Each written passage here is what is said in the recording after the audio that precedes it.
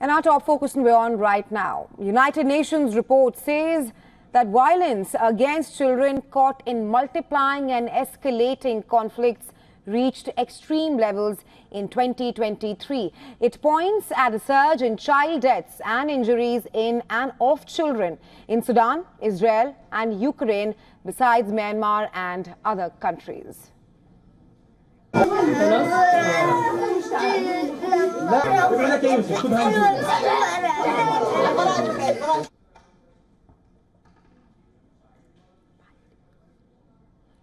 The United Nations Annual Children in Armed Conflict report accounts for just part of the total number of deaths and injuries of children over the last year, that's in 2023. On the Israel-Hamas conflict, the UN verified 8,000 grave violations against children in Israel, Gaza and the West Bank. Over 4,200 children were Palestinians, 113 were Israeli. 47 Israeli children have been abducted by Hamas and other Palestinian groups. The UN says 43 Israeli children were killed in Israel and the West Bank during the October 7th attack.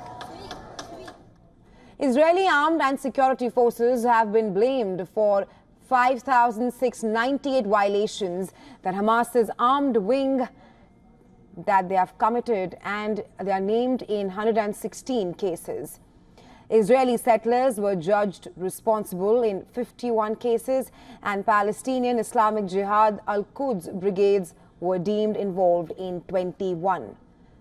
The report also finds grave abuses by Israeli forces in the West Bank, with 126 Palestinian children killed and 906 detained. The UN verified 5 cases where soldiers used young boys, to shield forces during law enforcement operations. Now, between October 7th and the end of December last year, the UN verified the killing of 2,000 Palestinian children.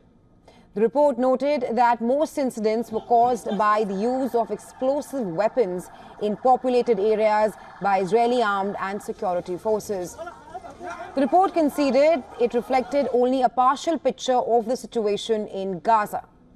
UN Chief Antonio Guterres called the report appalling. Meanwhile, on a positive note, the Secretary General reported progress in engaging with blacklisted governments and armed groups to protect children. Afghanistan, Burkina Faso, Central African Republic and Nigeria are among countries to be taken off the blacklist.